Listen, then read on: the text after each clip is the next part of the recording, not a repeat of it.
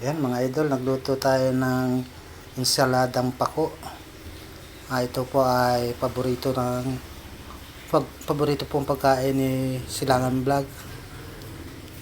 Yan mga idol. Ito po ay nilagyan ko ng itlog na maalat at ng kamatis. Meron din po tayo ditong ginamos na mustasa mga idol. Ayan po. Siyempre, hindi po mawawala ang katuwang na yan kapag nagluluto sa silangan ng pako at ng ginamos na mustasa. Lagi po itong may kasamang tinapa. Ayan mga idol, sarap nito.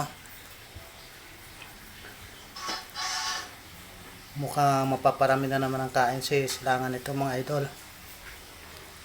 Ayan mga idol, oh. Mukhang hindi matutupad ni silangan ng pagpasting nito mga idol. Ayan mga idol. Sarap niyan mga idol. Yan mga idol. Meron pa tayo ditong tinatawag na flying fish. Ang katapat lang ng mga idol ay kape. Sarap niya mga idol.